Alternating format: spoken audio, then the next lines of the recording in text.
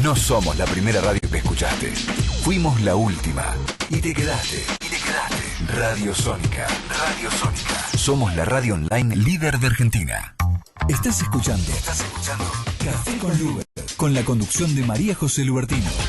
Toda la actualidad con una mirada diversa y feminista. Café con Luber por Radio Sónica.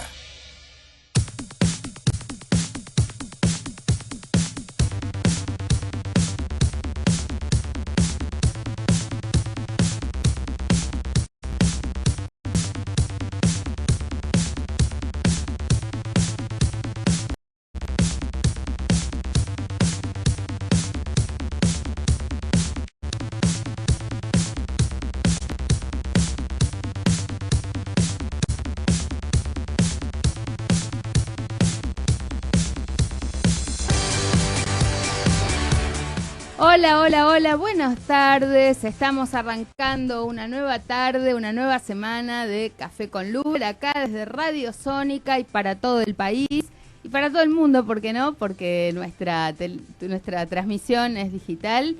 Y con una gran amiga que me acompaña hoy, Line Vareiro. Ella es politóloga, paraguaya, feminista, abogada, alguien sumamente conocido por todos nosotros y que durante tantos años hemos venido trabajando juntas los temas de igualdad real entre mujeres y varones, hemos venido trabajando juntas temas que tienen que ver con la igualdad en la diversidad y fundamentalmente hoy nos va a contar muchísimo de lo que se está haciendo en términos de democracia participativa, en términos de las campañas que hay a niveles nacionales por el 50 y 50 en todas partes del mundo. Y nos va a contar un poquito qué vino a hacer a la Argentina. Pero bueno, déjenme decir que esta es una semana donde pasaron muchas cosas. Se cumplieron 500 días del gobierno del presidente Macri. Y bueno, muchos han sido las críticas y las evaluaciones durante todos estos meses, pero fundamentalmente temas graves como el aumento de la desocupación, el aumento del cierre de las empresas, temas como la inflación, el aumento de la canasta familiar y temas que vuelven a poner sobre el tapete situaciones de represión a determinados grupos sociales, a determinados grupos que son discriminados. Por eso también para nosotros es muy importante poder hacer una evaluación de estos temas, no de coyuntura, no de manera partidista, sino con una visión de largo plazo. Los hechos de violencia de este último fin de semana, el hecho de violencia contra la gobernadora de Santa Cruz y la expresidenta, que repudiamos, también se concatenan con hechos de violencia que hubo o agresiones o contra el presidente Macri. Entonces nos parece que eso nos lleva a un punto de retroceso de la política, donde evidentemente, más allá de las distintas opiniones y de la polarización en un año electoral, tenemos que salir de la trampa de los hechos de violencia, tenemos que salir de la trampa del sectarismo y bueno, por supuesto, poder tener un debate civilizado, democrático y también pensar la Argentina para adelante, ¿no? Me parece que esta polarización entre lo que es el pasado o el gobierno anterior y el actual gobierno que no nos satisface en tantos aspectos nos pone en una dicotomía que en un año electoral donde podemos marcar diferencias y hablar de otros temas, bueno, nos encorseta en un debate que tira para atrás. Pero bueno, dicho esto, le damos la bienvenida a Line Vareiro, como les decía, abogada, politóloga, feminista latinoamericana, que ha sido integrante del Comité sobre la Eliminación de todas formas de discriminación contra la mujer, y que, bueno, bienvenida a la Argentina. Contanos un poquito qué estás haciendo hoy aquí. Estuviste a la mañana, invitada por Diana Mafía, en una actividad hablando con mujeres juezas y con mujeres que están en el ámbito del Poder Judicial. Bueno, te cuento, María José, primero que estoy feliz de estar en tu programa. Bueno, porque ustedes tienen que saber que somos amigas desde allá, desde los tiempos lejanos, desde el encuentro feminista de Mar del Plata. Bueno, el feminista de San Bernardo. San Bernardo, en 1990, y saquen la Exacto, cuenta. Me acuerdo 1990, perfecto de vos, allí en una sala, discutiendo participación política. Imagínate que era genial. Y después 27 años, sí. Empezamos a trabajar juntas los temas justamente de cuotas, planes de igualdad, un montón de cosas en un grupo de trabajo que teníamos con la Fundación Ebert, y que fue lo mejor que me pudo pasar. 13 años de discutir con gente, absolutamente buena gente, con la que se podía ir construyendo un pensamiento, una acción, aprendiendo. El lujo era que encima en ese tiempo podíamos elegir si queríamos ser maestro, maestra o ser nosotras maestras. Así es, así es. Entonces, bueno, y te cuento que vine para una actividad con el Superior Tribunal de Justicia de Buenos Aires. Ajá. Que tiene 3 mujeres. Y que una de ellas, Alicia Ruiz, es la que está organizando un encuentro que se llama Justicia de Género para una Ciudad Global. Ajá. Entonces, ¿qué es lo interesante? Lo principal para mí es esto: que la judicatura se puede interesar en que la justicia llegue allí donde no llega comúnmente, ya sea por limitaciones legislativas o institucionales, o de lo que yo creo, porque yo voy a tratar sobre un trabajo que hicieron Clide, Miriam y Patricio, que meto en una tipología de ciudadanía, de las trabajadoras domésticas migrantes del Paraguay a Buenos Aires. Entonces, pensando, porque ahora que ya hay ley, de igualdad, digamos, de igualdad de las trabajadoras del servicio doméstico en la Argentina, hay dificultades por la propia subjetividad ciudadana de usar sus derechos, de reclamar como derechos. Entonces, ese es todo un temón.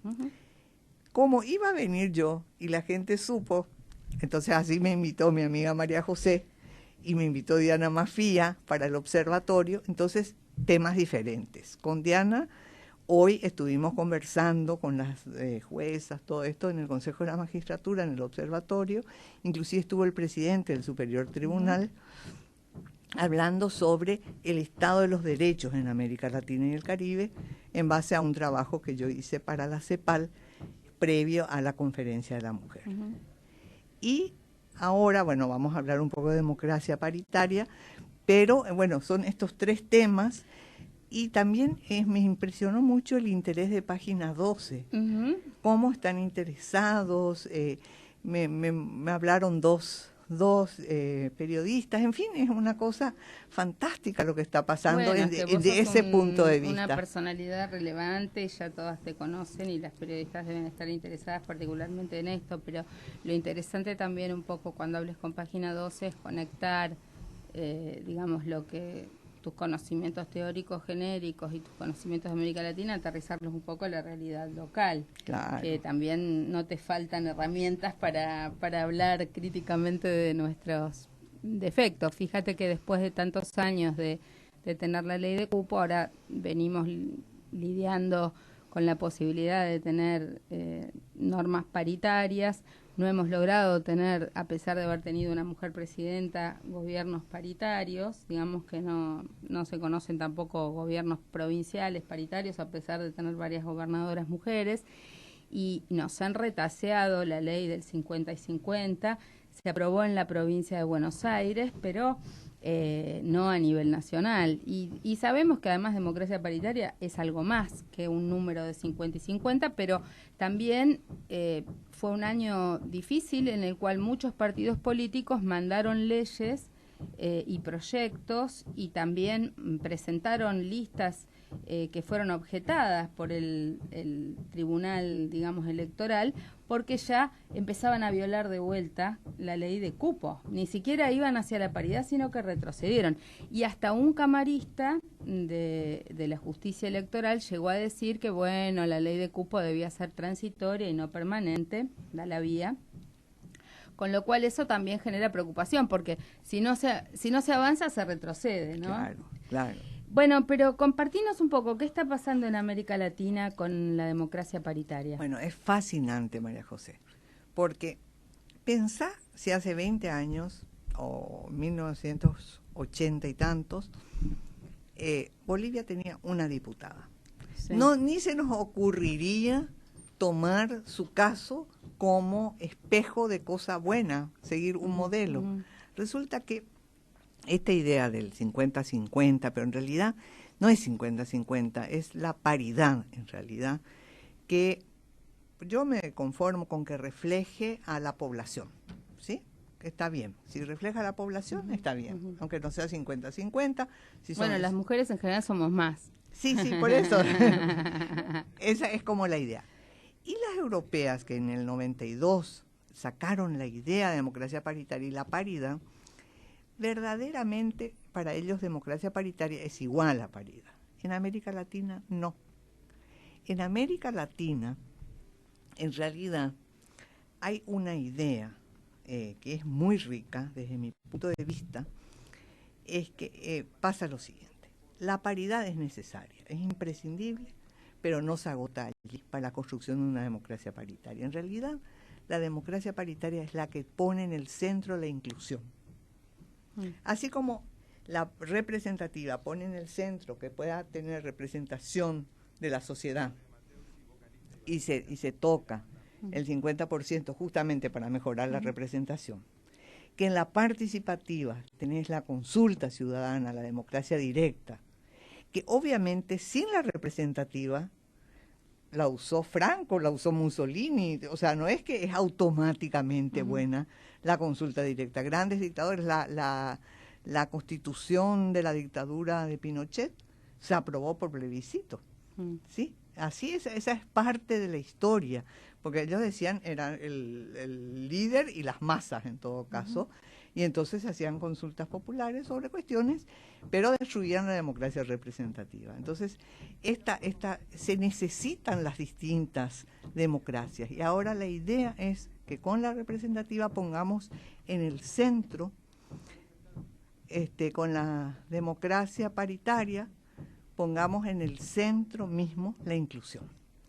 Y ahí sí, en la inclusión estamos hablando de igualdad. Estamos hablando porque la idea de igualdad es que los diferentes somos iguales.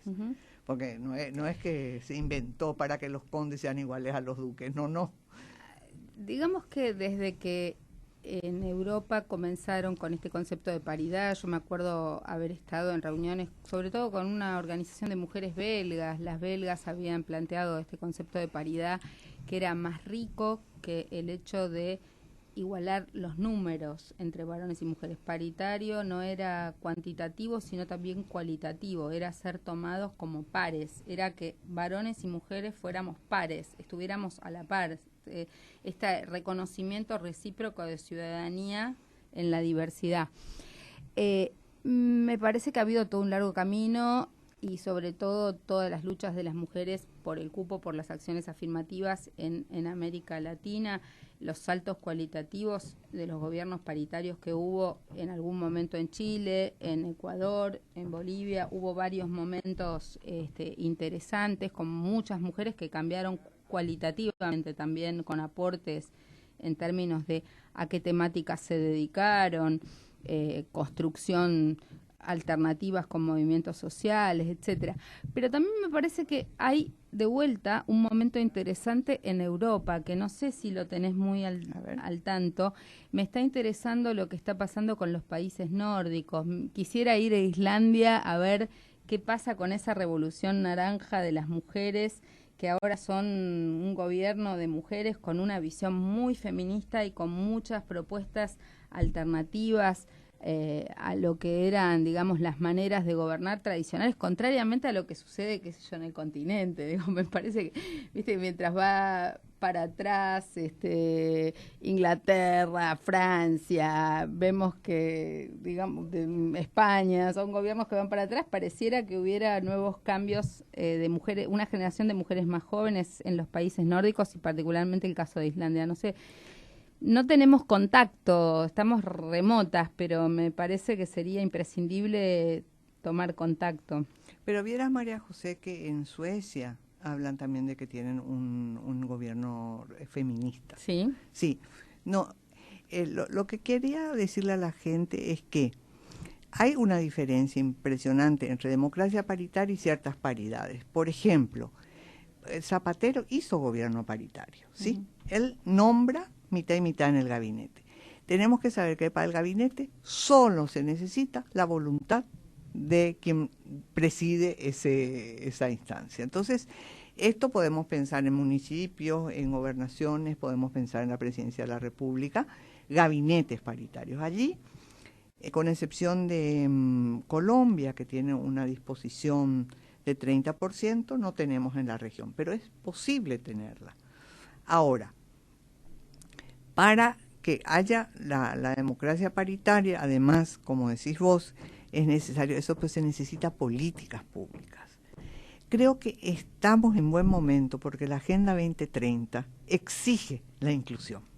Entonces, si existe un esfuerzo como internacional de cumplir los objetivos de desarrollo sostenible, si la igualdad está allí, está la igualdad de género, que es la de las mujeres, pero también, si bien es una categoría de análisis género, una categoría que no pretendió explicarlo todo, sino una parte de la realidad, es muy interesante porque desarrollaron las feministas, pero diversos colectivos empezaron a encontrar explicación de sus propios problemas, ideas, propuestas en esa teoría. Al desencializar la forma de ser hombre, mujer, homosexual, lesbiana, etcétera, persona trans, entonces cambia y vos podés empezar a entender la cuestión de los roles, la necesidad del cambio de roles, el tema del poder ahí metido. Un poder que hoy en día yo creo que está adquiriendo estatus de teoría ya, lo de género, porque por lo menos en sus ejes principales de público-privado y productivo-reproductivo está puesto a prueba mediante investigaciones en todo el mundo, y en todo el mundo explica una parte de la realidad. No son las únicas relaciones de poder, obviamente hay relaciones de clase, hay relaciones de raza, hay relaciones de diversas étnicas, etcétera, pero explica una parte muy importante y probablemente la más universal de todas las relaciones de poder que conozca la humanidad. Bueno, vos fíjate que no hay modo de combatir la violencia de género, de revertir determinados procesos de desigualdad si no se comprende estas relaciones de poder. Digamos que aún en los escenarios y ambientes más duros para abrirse a esta teoría, han tenido que hacer espacio porque no había otra explicación científica. No hay mecanismos para desmontar si no se comprende cuál es la realidad y cómo funciona, ¿no? Por eso también la importancia que han cobrado, vos mencionabas los objetivos del desarrollo sostenible. Nosotros estuvimos aquí participando en varias reuniones internacionales, acá se hizo una especie de mini Davos y obviamente la cantidad de objetivos que están interconectados con las relaciones de poder de género y con mirar los problemas del mundo desde esta perspectiva es realmente amplio, y eso nos costó muchas décadas que los organismos internacionales de derechos humanos, los organismos internacionales de Naciones Unidas, los estados asumieran esta cuestión, pero ya está en agenda, ¿no? Yo cuando a veces veo los debates de nuestras compañeras de los grupos dentro de Naciones Unidas, con unas técnicas y unos lenguajes muy afilados en los pasillos de estos vericuetos internacionales, es como sorprendente que estemos metidas en el núcleo de las discusiones, pero de todas maneras en la vida cotidiana, en la política concreta, sin embargo, estamos de muchas decisiones todavía fuera, ¿no? Claro que estamos fuera, pero es cierto también que esto va en aumento y justamente surgen cuestiones nuevas. Yo creo que estamos en un momento donde adquirimos más poder, tenemos una posibilidad de transformación del mundo, hay ideas de hacer un mundo mejor y al mismo tiempo surgen cuestiones muy, muy relevantes, como por ejemplo este pensamiento post-derechos humanos, María José. A mí me asusta mucho y tiene eso que ver mucho con, Judith Butler lo decía en una entrevista, que la gente que votó Trump en Estados Unidos es gente que se sintió oprimida por los derechos humanos, porque no podían sacar su bronca contra indígenas, contra personas negras, contra estos, porque se les venían era todos, no podían insultar. Incorrecto. Exactamente, era políticamente incorrecto, pero además era penalizado. Bueno, pero vos fíjate que algo así también es lo que está pasando con los movimientos xenófobos. La elección de Le Pen no fue minoritaria, Y también aquí tenemos un montón de comunicadores y personas en los medios de comunicación que, digamos, vista las condiciones de un gobierno que vuelve a poner en el tapete de la criminalización a los migrantes, que vuelve a ponerse en sintonía con estas prácticas, avanzan diciendo cosas absolutamente imposibles de ser dichas en otro contexto, en los medios de comunicación, o reprimiendo las policías por el solo hecho de que alguien sea migrante. Vimos episodios durísimos esta semana, con gente de África o con gente de niveles socioeconómicos más bajos. Eso es un efecto bastante habitual, ¿verdad? Y con mis compatriotas, o sea, yo soy paraguaya y la gente paraguaya que migra al Paraguay, imagínate que, bueno, hubo migración política, que en este momento no, pero era nuestro refugio la Argentina, generaciones enteras. Te cuento que también la Argentina es la segunda comunidad no nacional del Paraguay, ¿sí? Sí. Hay un flujo y una comunicación muy grande. ¿Sabes qué? De los estudios de migrantes, lo que aparece cuando estuvimos teniendo este debate con el Ejecutivo sobre los migrantes, los delincuentes migrantes y qué sé yo, bueno, la comunidad paraguaya, la mayoría de las migrantes son mujeres. Exactamente, son esas mujeres. empleadas domésticas, sí, mayoritariamente que vos describís en ese... yo en realidad tomo un trabajo que hicieron Miriam, Patricio y Clide Soto, Miriam González y Patricio Dobré, sobre esto, y hicieron muchas entrevistas acá. Claro que era muy cerca a la ley, al cambio legislativo de 2014, pero encontraron justamente que hay una relativamente baja utilización del derecho, de la ley y de lo que les puede respaldar. Bueno, hay respaldo tanto por la ley migratoria que se sancionó como por la ley de trabajadoras de casas de familia, que fue una ley precursora en el continente y que además llevó 50 años de lucha, ¿no? ¿Cómo? 50 años de lucha. Sí. No, yo te digo que estos cambios son nuevos porque demasiada gente se beneficia en realidad con la discriminación a las trabajadoras del servicio doméstico. Entonces, allí no entra que es solamente una cuestión de las grandes empresas, no es la multinacional o la dictadura, sino un montón de gente, inclusive nosotras mismas, podemos hacer muchas cosas porque hay una mujer a la que pagamos por tiempo y hay gente que paga y explota y gente que no. Entonces, esa desigualdad legal que existía, esa discriminación abierta, vergonzosa, en el Brasil era constitucional, María José. El artículo 7 de su Constitución tenía un parágrafo único donde le sacaban derechos que reconocían a otros trabajadores. Increíble. ¿Hasta qué día te quedás, Lina, en Buenos Aires? Me voy el jueves. ¿Y dónde te puede escuchar o ver la gente, más allá de que van a leer Página 12 para ver tus reportajes o entrevistas? Y bueno, mañana en el Centro de Capacitación del Poder Judicial. De la ciudad. De la ciudad, sí. O sea que eso va a ser mañana todo el día. Mañana, sí. Y yo en realidad hablo primera prácticamente a las 9:30 de la mañana. Ah, sí. Buenísimo. Y digamos, ¿alguna de tus expectativas en relación al trabajo que estás planteando acá con las juezas y con las abogadas? La verdad es que estoy entusiasmada. Estoy entusiasmada porque hoy, por ejemplo, estaba el presidente del Superior Tribunal de Justicia. No me imagino, te juro, de la ciudad, ¿sí? Porque lo otro es la corte. Sí. Sí. El de la ciudad estaba, y además interesado, y además hablando y discutiendo, o sea, pero, y la jueza Alicia Ruiz, que es la que organiza, y viene gente, militantes de derechos de personas trans, de grupos homosexuales y lésbicos, de diferentes cosas, de gente a la que la justicia no le llega, pero hay un tema de ley, un tema de institucionalidad y un tercero de subjetividad ciudadana. Entonces, esa cosa es lo que a mí más me interesa, porque yo siento que en gran medida, aunque tengamos esos recursos, ¿cómo hacemos una pedagogía para que se use el derecho?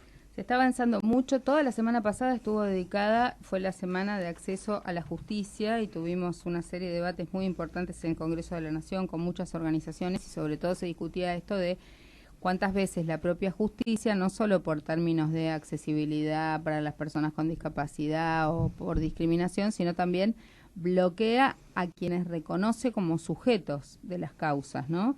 Esto que llamamos la legitimación, y ahí hay un punto nodal en si tenés asistencia jurídica gratuita o no, o qué vericuetos, o en dónde, o qué instituciones del Estado respaldan determinado tipo de demandas o no, qué derechos están protegidos y qué derechos no están protegidos en relación al acceso a la justicia. Así que es una tarea importantísima. Vieras que para el Comité CEDAW, el tema del Free Legal Aid, el tema de que haya asesoría jurídica gratuita, proveída no solo por las organizaciones sociales que son las que históricamente proveyeron, los grupos feministas, los sindicatos, etcétera, sino que se pueda concebir el Estado no solamente para proteger a personas sospechadas de ser delincuentes, sino que también que las víctimas tengan alguna vía, sí, porque si no la justicia es tan gravemente clasista, porque es cara. Es cara, entonces, ¿cómo hacemos para que sea factible verdaderamente llevar un caso, demostrar, pagar asesoría jurídica? Está pensado desde el derecho de propiedad de los que tenían recursos como un conflicto individual y no en función de la protección de derechos colectivos, de incidencia colectiva o de derechos humanos o el acceso para todos a la justicia, ¿no? Y ahí las mujeres tienen mucho para perder. Y en un momento en el cual yo creo que todavía ni siquiera llegamos al sentido de que todos los seres humanos tienen derechos. Yo estoy convencida que la brutal discriminación que tienen las mujeres trans, por ejemplo, se debe en gran medida a que no se les considera humanas. Entonces no se les acepta en una escuela, no se les acepta en un trabajo y destino es ser explotadas en la prostitución. Entonces esto es de una gravedad extrema porque se les saca el sentido de humanidad. Y eso lo mínimo, lo básico de los derechos humanos. Bueno, Line, te agradezco muchísimo que te hayas hecho este rato para venir a hablar con nosotros y nosotras y fundamentalmente mucha suerte en tus días en Argentina. Seguimos en contacto por las redes sociales y siempre viendo tu tarea y mañana te van a estar acompañando ahí muchas mujeres abogadas, estudiantes y vamos a recomendar la actividad de mañana después por las redes sociales con más detalle. Así que un besote grande, gracias por estar. Gracias María José y yo les cuento que a mí me emociona estar en el programa de María José porque ella es mi amiga, entonces, bueno, es un gustazo. Y un regalito para vos. ¡Wow! Muchas gracias. Nuestro cafecito. Y la vamos a despedir a Line con la comparsita que cumplió 100 años, esta canción porteña, con la porteñidad al mango. Y ya viene nuestro próximo invitado, Ricardo Lasca, para hablar de por qué no queremos más peajes.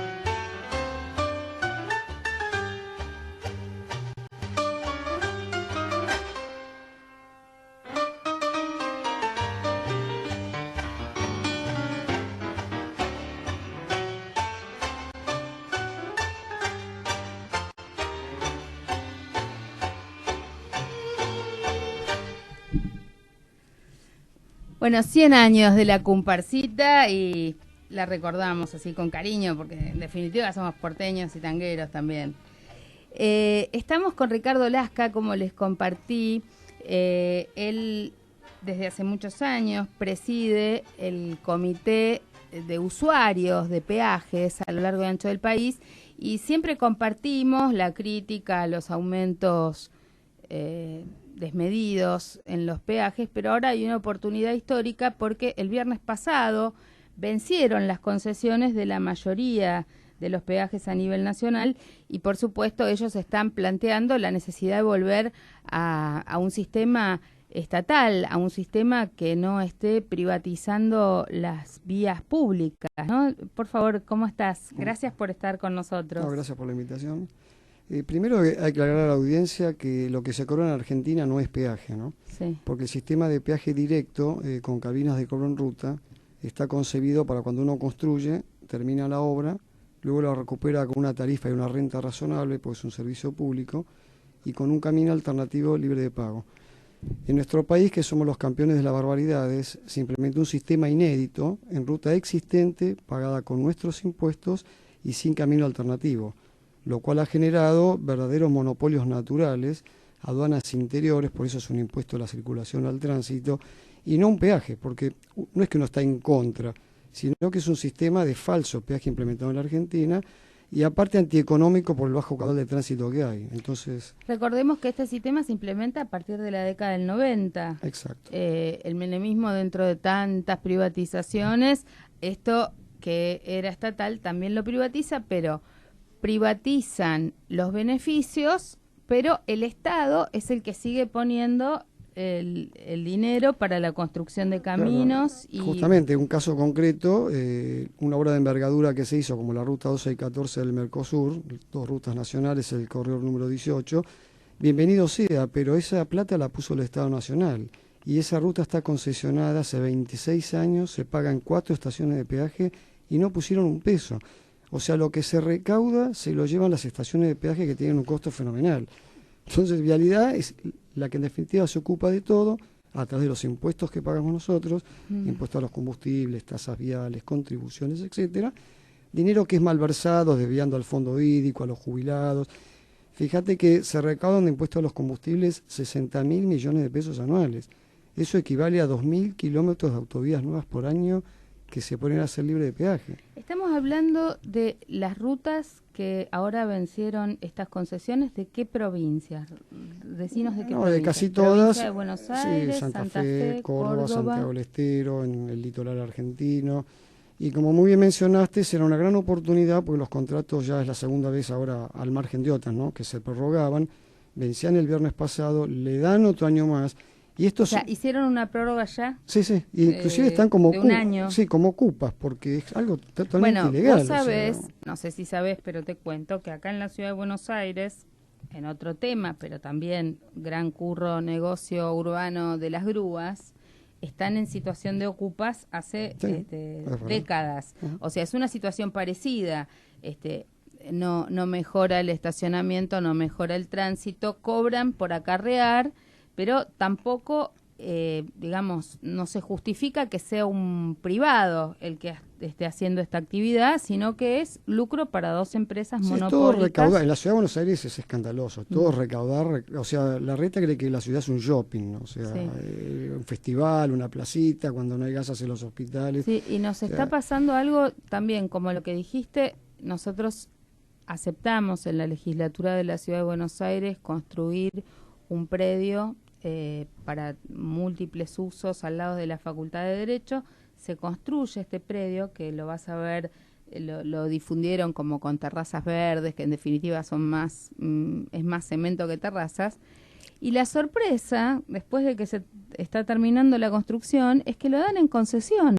Pero lo dan en concesión después de haberlo construido con los recursos del Estado. Entonces no se comprende, porque en general uno da una concesión cuando es para que se haga la obra o la construcción a expensas de los privados. Es casi similar a lo que hablas, por es eso exactamente acá lo mismo. En rutas, también autopistas, el Estado se echó cargo y resulta que después le dan a un privado el corredor vial, o sea, cuando no puso un peso. Y después y te hago una pregunta, de estas provincias, ¿qué recepción tienen por parte de los gobernadores? Porque me imagino que algunos gobernadores deben estar preocupados por la situación de las personas que habitan en sus provincias, ¿no? Lamentablemente no hay indiferencia total. Es increíble, salvo alguna legisladora, como el caso, y le voy a mencionar, la diputada peronista Damilano del Chaco, a la cual nos invitó a dar una charla en septiembre del año pasado. Se está moviendo mucho y ni siquiera sus pares la acompañan, porque esto afecta justamente a todas las provincias alejadas de los centros de consumo y de los Porque pueblos. lo ven como un hecho que ya es así y ya es así, y además el gobierno nacional va a seguir en esta tónica, nadie lo cuestiona, nadie lo discute, nadie lo repiensa. Vos que estás en el tema, que has sido legisladora, es increíble que las comisiones no se reúnen. Hemos pedido audiencia en la Comisión de Obras Públicas, de Transporte, de Defensa de Usuarios y Consumidores. Nacional, de los diputados y del Senado. Ni siquiera llaman para decir, Lasca, no me gusta su cara. No, nada, hay que llamar, hay que pedirles por favor cuando son nuestros representantes, fueron elegidos para escucharnos. Y encima, que está bien, cobran muy bien, me parece bárbaro, pero entonces trabajen como corresponde. Esto es política de Estado, no es un tema menor lo que es el transporte terrestre, ¿no? Bueno, estamos escuchando a Ricardo Lasca, él nos está contando sobre la situación de los peajes a nivel nacional y ¿qué piensan hacer? ¿Van a presentar algún amparo? ¿Están pensando en qué tipo de acciones, movilización o algún tipo de...? Nosotros siempre lo hemos manejado administrativamente como corresponde, yendo a ver a quienes nos representan, a los organismos correspondientes. Vos lo sabés muy bien, es una vergüenza que no tengamos un defensor nacional. Está vacante hace más de 6, 7 años la Defensoría del Pueblo de la Nación, donde uno podría recurrir. Y bueno, seguiremos recorriendo el Congreso, seguiremos viendo a ver si alguna vez nos atienden y si toman conciencia de este negociado escandaloso que ya lleva más de 26 años, ¿no? Porque no es que pase un año, son 26 años que nos vienen esquilmando y encima pagamos para matarnos, porque no se les cae una lágrima. Yo te doy el ejemplo concreto, vos recordás del Colegio Ecos, una ruta concesionada hace 26 años y nunca se hizo una autovía, y ese accidente se podía haber evitado por más que el conductor estuviera borracho, si hubiese existido una autovía. Y no pasó un año, pasaron 26. Entonces uno ve que no les importa nada. Entonces, realmente es lamentable. Y yo siempre digo, no es bronca que uno tiene, es dolor, tristeza, desilusión, porque cualquier gobierno que venga y sea nuevo, uno tiene una esperanza, no importa el color político. Es muy importante que nosotros podamos ver contigo también la situación de esas rutas y los accidentes, porque obviamente nos preocupa y nos ocupa el estado de esas rutas, el estado de esos corredores viales, ¿no? Sí, no, es lamentable. ¿Cuántos están en situaciones de deterioro? No, todos, y ni hablar del resto de la red concesionada, que está la buena de Dios, ¿no? Recién ahora se está planteando algunas mejoras, pero nadie critica la mejora, criticamos cómo se van a financiar, porque el gobierno actual está prometiendo, fíjate la Ruta Nacional 19 en Córdoba, el gobierno le va a dar 6.000 millones de pesos al concesionario para que haga 150 kilómetros de autovía y siguen cobrando peaje. En la Ruta 8 quieren terminar la autopista fracasada de Pilar Pergamino, que va a poner la plata al Estado Nacional, pero siguen cobrando en 3 estaciones de peaje. Eso es lo que criticamos, la metodología para financiar caminos que está mal implementada, es un sistema que ha fracasado. Dato concreto, 8.000 millones de dólares en concepto de subsidios y tarifas en 26 años, una transferencia increíble, indebida a bancos, concesionarios, y no se hizo un solo kilómetro de camino nuevo. O sea, perdimos 26 años, tiramos a la marchanta 8.000 millones de dólares para tener la misma red vial. ¿No se dan cuenta que esto no funciona, que es un fracaso, que hay que buscar otra alternativa? Y ahora el nuevo gobierno quiere hacer concesiones a 30 años, la idea original con Dietes, que estuvimos reunidos con él, que nos atiende con una bicicleta y un casco, él cree que uno va al Chaco en bicicleta, está bien que ande en bicicleta acá por la ciudad, y quiere poner, o quería, porque esto se paró, poner peajes cada 80 kilómetros en dólares, de $5. O sea, uno va al Chaco y tiene que pagar 10 peajes, más de 3.000 pesos un auto, un camión lo multiplicás por eje, o sea, no toman conciencia, no tenemos política de transporte, no hay ferrocarriles. ¿Cómo es posible que el 90% de la producción de carga se lleve por rutas, el 100% de pasajeros vaya por rutas? Por eso, tío, es política de Estado, no es un tema menor. Y además con la cantidad de accidentes que hay. Obviamente, si tuviéramos una política de transporte público que priorizara los ferrocarriles, se evitarían que hubiera tantos accidentes por la cantidad de autos que van, por la cantidad de camiones que van, que podrían ser evitados. Además, bueno, también ahí hay toda una tensión entre la gente de camioneros, la gente de los peajes, los gremios, pero cuando se dan procesos de transformación en los países que piensan con perspectiva de futuro, no es que la gente pierde el empleo, pierde el trabajo, sino que se reconfiguran y reorientan la mano de obra a las nuevas tareas, a las nuevas tecnologías y a los nuevos... Sí, nosotros mercados. en el proyecto de ley, porque no solamente nos quejamos, hemos hecho varias propuestas, y en uno de ellos habíamos propuesto la creación de una comisión bicameral de seguimiento de los fondos viales, para que no se los roben más, con participación activa de quienes lo aportamos, del agro, el transporte, los que aportamos el impuesto a los combustibles. Tomamos en cuenta reubicar a la gente de las empresas concesionarias, dejando las estaciones de peaje como áreas de descanso, de control de cargas, de seguridad vial, de turismo. O sea, hay un montón de alternativas para que no sea la excusa de decir, ay, se queda sin trabajo la gente del peaje. Y aparte está claro, los usuarios viales no somos una entidad de beneficencia.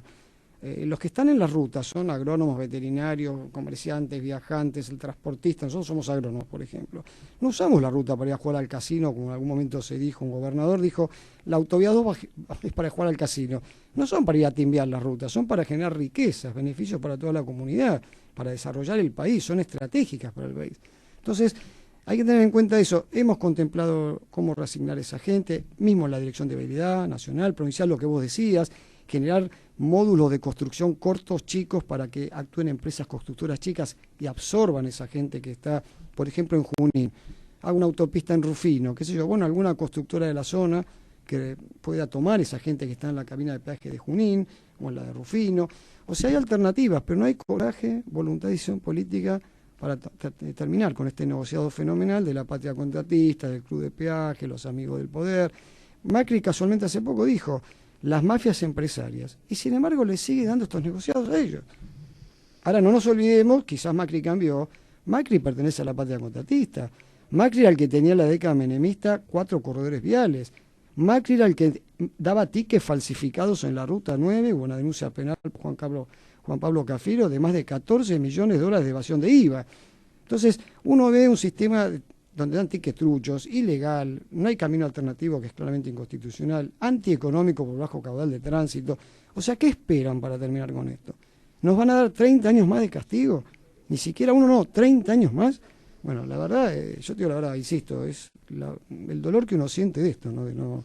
Estamos hablando con Ricardo Lasca, él preside el Comité de Usuarios de Peaje y nos está contando las dificultades que está teniendo en este momento frente a la falta de escucha por parte de las autoridades que no están tomando esta oportunidad. Vamos a escuchar un poquito de música, Ney Mato Grosso, y enseguida volvemos.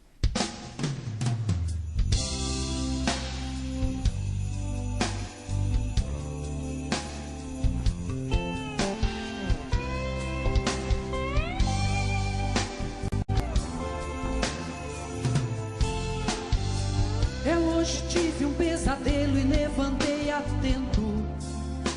tempo.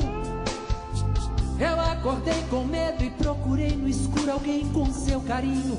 E lembrei de um tempo, porque o passado me traz uma lembrança do tempo que eu era criança. E o medo era motivo de choro, desculpa pra um abraço ou um consolo.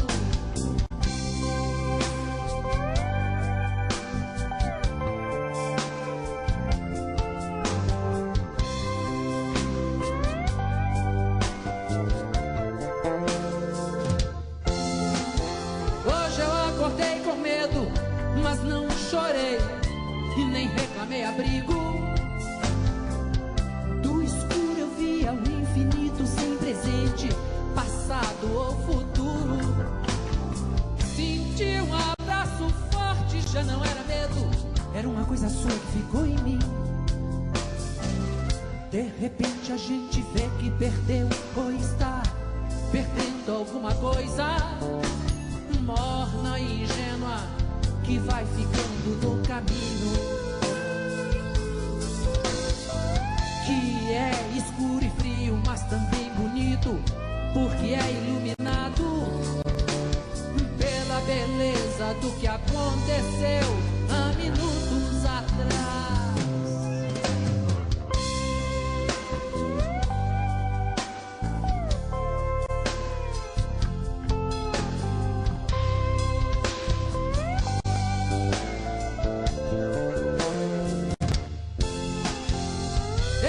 Tive um pesadelo e levantei a tempo.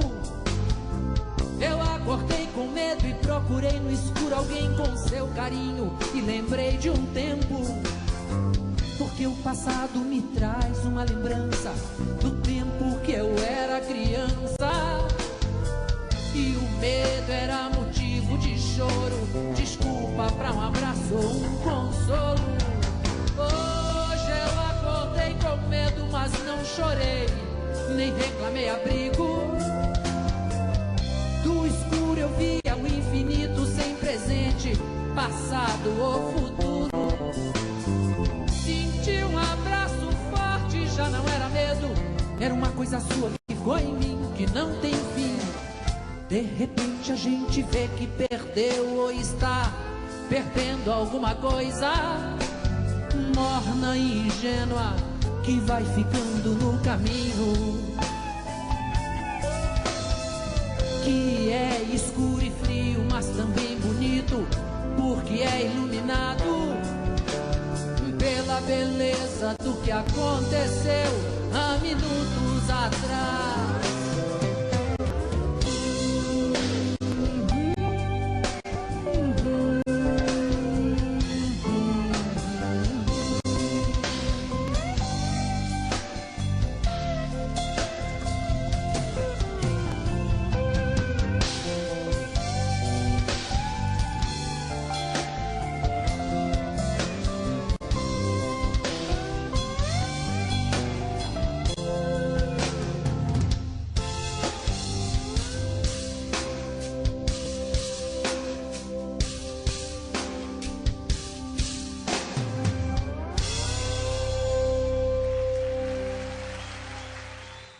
El sonido se expande por el ciberespacio a máxima velocidad. Las redes lo amplifican, haciendo llegar a todo el planeta. Radio Sónica. Radio Sónica. Estás escuchando Café con Luber, con la conducción de María José Lubertino. Toda la actualidad con una mirada diversa y feminista. Café con Luber, por Radio Sónica.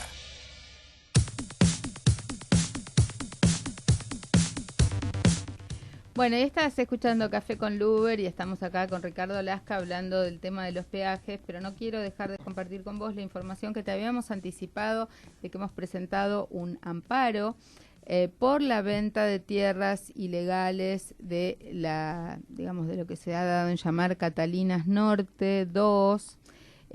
Podés ver toda la información que está en nuestra página de Facebook y también podés ver la información sobre nuestra denuncia penal en relación a la confitería Richmond de Florida, que era un café notable protegido y que ahora han terminado de desmantelar ese café notable y solo queda una zapatillería donde antes hubo un café notable y estuvimos intentando desde distintos espacios que esto se preservara, pero bueno, no fue posible. Pero vamos a seguir adelante, volveremos sobre el amparo que presentamos en su momento, volveremos sobre la denuncia penal para ver ahora qué nos dice la justicia, porque anticipamos que esto era una crónica de una muerte anunciada y que iba a suceder si le dejaban al ministro de Cultura de aquel momento, Hernán Lombardi, la custodia de esto que iba a ser ya una empresa privada. Pero bueno, seguimos, son temas judiciales, pero que hacen a la cotidianeidad. Finalmente, cuando las políticas públicas no cubren las demandas o no cumplen con los derechos, terminamos judicializando lo que debería ser custodiado por los propios funcionarios, ¿no? Un poco de esto también estamos hablando en esta materia de peajes. Si no se encaran las políticas públicas de fondo en materia de transporte y en materia de acceso a lo que tiene que ser la libre movilidad en todo el país, desde las políticas es difícil lograrlo, desde los vecinos, desde los particulares, desde los usuarios si no hay una visión global. Tampoco ni siquiera hay audiencias públicas para discutir este tema, o sea, se prorrogaron por un decreto. Claro, acá hay otro tema, los funcionarios, gobernantes o quien sea, creen que son los dueños del camino, y los caminos son de dominio público, y son estratégicos, los pagamos nosotros. Son bienes de dominio público, además, bienes públicos de dominio público, son así como intocables, son indivisibles, son intransferibles, o sea que la verdad que deberían ser objeto de mucho mayor debate. No, aparte, fíjate, su entrega en concesión. El tema que está siempre hablándose de Cristóbal López. Cristóbal López tiene prohibido, en su momento, por la ley de medios, tener un servicio público a su cargo. Y sin embargo, Cristóbal López fue adjudicatario de la autopista de Richeri Seiza Cañuelas, la ruta 3, la 226. Y nadie lo impugnaba. No, hemos hecho pedidos de informes, lo preguntás, bueno, hicimos pedidos de informes en el Congreso Nacional, el exdiputado Acef, y nadie dijo nada, Martelo en la provincia de Buenos Aires, pero todo queda en la nada, nadie actúa.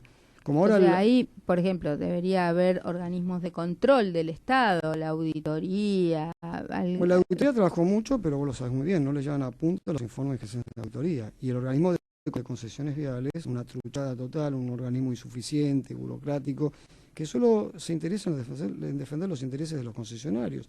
Nunca se puso a defender los intereses de los usuarios. Bueno, pasa algo parecido con todos los entes reguladores de servicios públicos. Nos pasa con el agua, nos pasa con la energía, nos pasa con los teléfonos. Claro, como pero acá no tenemos ni marco regulatorio, es un simple organismo de control. Nada más que estábamos en su momento en una comisión asesora de honor y nos echaron, porque aparte, bueno, nosotros no compartíamos lo que estaban haciendo, no queríamos ser, digamos, parte de esos desastres que hacían, y bueno, también nos fuimos por nuestra voluntad, pero si bien nos echaron, ad honorem estábamos para colaborar, brindar la experiencia, las propuestas que tenemos, y bueno, solamente se ocupan a veces en ese famoso tema de que si tardó 3 minutos en la barrera, no van al problema de fondo, como este amparo que sacó Lorenzino, bienvenido sea en la provincia de Buenos Aires para parar el último aumento, pero no fue el problema de fondo, él tocó el tema de la audiencia pública. Entonces ahora el 3 de mayo y el 10 de mayo hay 2 audiencias públicas, y una vez que termine la audiencia pública, como vos lo sabés bien en AUSA, capital, el aumento empieza a regir. Entonces se nos burlan en la cara, generan esa audiencia pública donde uno habla 5 minutos, ¿cómo vas a exponer todo en 5 minutos? Tanto trabajo, 26 años de estudios, en 5 minutos. Bueno, la verdad... Lo que pasa es que están acostumbrados a que han desvirtuado las audiencias públicas. Si las audiencias públicas no pasan a ser vinculantes, si las audiencias públicas no tienen la rigurosidad que requiere la Corte misma viene diciendo que las audiencias públicas tienen que tener ser tenidas en cuenta por los decisores y que fundamentalmente se debe contestar a las objeciones que se haya hecho en una audiencia pública o responder a los requerimientos que se hayan planteado. Eso no está pasando, ¿no? No, por eso, es un rito. Es que la audiencia pública, vos lo sabés bien, ahí se habla de la ecuación económica y financiera del concesionario, cómo se va a restablecer. Y hay que escucharlos a ellos cómo se lamentan. El usuario no existe. Ellos te brindan y modifique la tarifa, por eso no hablan del beneficio costo del usuario. Yo presenté acá en relación a las autopistas de AUSA no menos de 4 amparos por los aumentos de tarifas de peajes. A veces lográbamos una cautelar por un tiempo, lo mismo con las tarifas de subte, pero enseguida se levantaba la cautelar, quedaba en efecto, digamos, sin efecto la cautelar, seguía adelante el juicio y sin tener saldado el amparo primero, ya mandaban el segundo aumento. Estábamos todavía sin justificación del primer aumento, y no tenían justificación los aumentos ni por el lado de los costos ni por el lado de la inflación. Eran exorbitantes. Vos recordás, porque la gente quizás no ve esto, cuando hablan del sinceramiento de tarifas, es otro verso, porque en el tema concesiones viales se aumentan las tarifas permanentemente, no había atraso de tarifas. No había atraso de tarifas, al contrario, estaban por encima de la inflación. Exacto. Y sin justificación en el contraste de los costos. Bueno, el IVA 5.000% de aumento del 2008 hasta ahora. Por ejemplo, ¿no? Los accesos a la capital federal norte, oeste, ni hablar. Una locura. Entonces, cuando vienen, sí, el gas sí es verdad, la luz es verdad, que había, entre comillas, ¿verdad? Porque no hacían nada de obras y uno pagaba poco por un servicio que era un desastre. Que ese es otro tema que quiero terminar claro, ¿no? El peaje no es un pago a cuenta. Primero la obra y después el pago, como pasa con la luz y el gas. Hacé la inversión y después te pago. O sea, acá el inversor siempre es el usuario de la luz, siempre pone la plata a nosotros. Bueno, se nos acabó el tiempo del programa. Esto fue Café con Luber. Te agradecemos mucho, Ricardo Lasca. Hemos dado toda la información que podemos para que seas consciente de tus derechos. Y nos vemos la semana que viene. Te esperamos a las 15 discúlpame, horas. feliz peaje nuevo para todos, ¿no? Porque ahora tenemos un año más. Dios mío. Bueno, vamos a seguir dando batalla durante todo este año para que el año que viene, cuando se venza, no los renueven. Chau, hasta la semana que viene.